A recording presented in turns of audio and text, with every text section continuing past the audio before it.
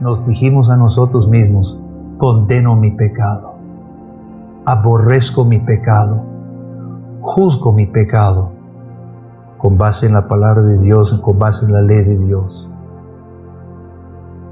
¿Qué piensa Dios de una religión vacía? Bienvenido al episodio 14 de Gracia y Verdad, donde el pastor Guillermo Green continúa la serie en Amós, denunciando una fe sin verdad ni justicia, predicado en la iglesia Pacto de Gracia en San José, Costa Rica. No toda aflicción en esta vida es castigo de Dios. Yo sí diría que toda aflicción tiene el mismo propósito, que busquemos el rostro de Dios en humildad. Eso sí, toda aflicción, debilidad, complicación de vida tiene el propósito que nos humillemos delante del único soberano, que es nuestro Dios. Ahí sí. Pero en este caso, hermanos, eran castigos de Dios, era disciplina de Dios, y sí tenían el propósito que buscaran a Dios, que se arrepintieran y que buscaran el rostro de Dios, mas no lo hicieron. Entonces llegamos a los versículos 12 y 13, un pronunciamiento solemne. Por tanto, dice Dios, de esta manera te haré a ti, oh Israel, porque te he de hacer esto, prepárate para venir al encuentro de tu Dios, oh Israel. Por tanto, ¿qué es ese por tanto? Dado todo esto, dado los años y años y décadas, dice Dios, en que he luchado contigo, Israel. He luchado y no has querido escuchar mi palabra, mi voluntad a través de las circunstancias de la vida. Por tanto, prepárate para el encuentro de tu Dios. Casi se nos para el pelo con esas palabras, ¿no? Dios había estado presente por medio de los profetas, por medio de la palabra, pero ahora dice, prepárate para el encuentro con tu Dios. Aquí hay algo terrible, pero algo hermoso también. Tomemos lo terrible primero para terminar con lo hermoso. Lo terrible es saber que uno va a entrar a la presencia del Todopoderoso. Dice Dios, se describe a sí mismo en versículo 13, el que formó los montes y crea el viento, que anuncia al hombre su pensamiento y el que hace de las tinieblas mañana y pasa sobre las alturas de la tierra. Ahorita tenemos las cortinas aladas, pero si no fuera, aquí están las montañas, nosotros tenemos montañas alrededor. ¿Quién hizo esas montañas? ¿Quién crea el torbellino?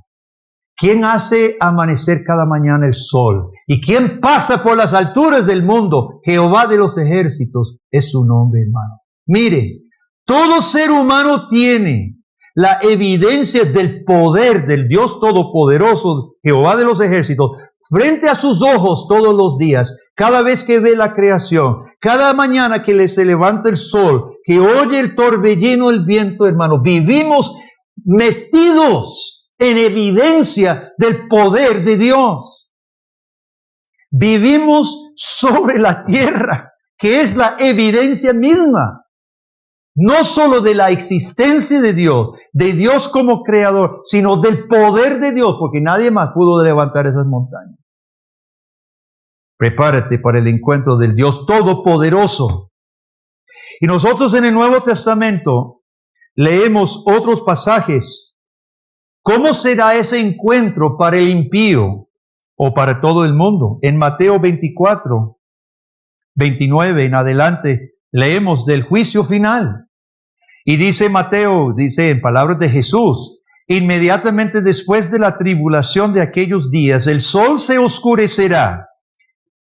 El único que pudo encender el sol es el único que lo puede oscurecer. El sol se oscurecerá, la luna no dará su resplandor, las estrellas caerán del cielo y las potencias de los cielos serán conmovidas. Entonces aparecerá la señal del Hijo del Hombre en el cielo. Entonces lamentarán todas las tribus de la tierra. Verán al Hijo del Hombre viniendo sobre las nubes del cielo con poder y con gran gloria.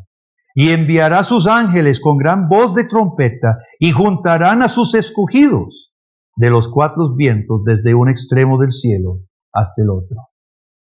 Ese es el Dios con que nos encontraremos, hermano. Prepárate para el encuentro de tu Dios, oh Israel. En Apocalipsis capítulo 19 leemos de la venida de Jesucristo en el caballo blanco, versículo 11, 19, 11. Entonces dice Juan, vi el cielo abierto, he aquí un caballo blanco, y el que lo montaba se llamaba Fiel y Verdadero, y con justicia juzga y pelea. Sus ojos eran como llama de fuego, y había en su cabeza muchas diademas, y tenía un nombre escrito que ninguno conocía sino él mismo. Estaba vestido de una ropa teñida en sangre, y su nombre es el Verbo de Dios. Los ejércitos celestiales, vestidos de lino finísimo, blanco y limpio, le seguían en caballos blancos. De su boca sale una espada aguda para herir con ella a las naciones. Y él las regirá con vara de hierro y pisa el lagar del vino del furor de la ira del Dios Todopoderoso. En su vestidura y en su muslo tiene escrito este nombre: Rey de Reyes y Señor de Señores. Vi a un ángel que estaba en pie en el sol, clamó a gran voz diciendo a todas las aves que vuelan en medio del cielo: venid y congregaos a la gran cena de Dios, para que comáis carne de reyes y capitanes, carne de fuertes, carne de caballos y de sus jinetes, y carnes de todos, libres y esclavos, pequeños y grandes. Vi a la bestia y a los reyes de la tierra y a sus ejércitos reunidos para guerrear contra el que montaba el caballo y contra su ejército. Pero la bestia fue apresada, y con ella el falso profeta que había hecho delante de ella las señales, con las cuales había engañado a los que recibieron la marca de la bestia y habían adorado su imagen. Estos dos fueron lanzados vivos dentro de un lago de fuego que arde con azufre. Los demás fueron muertos con la espada que salía de la boca del que montaba el caballo, y todas las aves se saciaron de las carnes de ellos. Ese es el encuentro de la persona no arrepentida con el Dios vivo. La Biblia nos declara claramente, hermanos, cómo será el encuentro con Dios. Sin embargo, fíjese que aún así, Dios no es como los dioses paganos. ¿Cómo es el dios vikingo, Thor, cuando se enoja? ¿Qué hace? Agarra su martillo y destruye, ¿verdad? El Dios musulmán y Alá le da igual salvar o condenar. Es un Dios sin ningún Dios frío. Simplemente es todopoderoso, soberano. Maldice y salva, ¿verdad? Así despasionadamente. Pero Dios no es así, hermano. Amós habla de un encuentro. Porque Dios del cielo simplemente ya se obstinó y los mandó a matar ya. Porque Dios no es así. Dios se amarró a un pacto.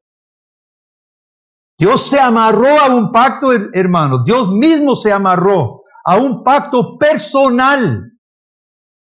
Dios no puede decidir, ya me obstiné de esta gente y los destruye. No lo puede hacer por causa de su pacto. Su trato es personal. Y es por esto que el juicio final será personal. Porque hay dos pactos. El pacto que Dios ha hecho con su pueblo en Abraham y en Cristo. Y el pacto que hizo con toda la humanidad en Adán. Dios es Dios de pacto. Dios se ha relacionado con la humanidad de forma personal. Y el juicio final será personal, hermano. Cada persona que ha rechazado a Cristo Jesús escuchará las palabras: apártese de mí, nunca lo conocí. El juicio será personal. Pero he aquí, hermanos, la gran esperanza nuestra. Aquí está la esperanza nuestra. Como paso final, Dios llama a su pueblo delante de Él para un último encuentro. Y esto representa misericordia, hermano. En este último llamado, Dios llama a su pueblo todavía una vez más al arrepentimiento sincero y ofrece misericordia. Retornando a Amós, en capítulo 5, unos versículos después, capítulo 5, versículo 4, vea lo que Dios dice una vez más. Dice Jehová a la casa de Israel, buscadme y viviréis. Todavía Dios está luchando. Mandó los castigos, mandó las plagas sobre ellos, no se arrepintieron. Y aún así, Dios los llama. Venga al encuentro conmigo. Buscadme y viviréis. Como dice Calvino, hermanos, sobre estos versículos, ¿cuál es el llamado al corazón de cada uno de nosotros?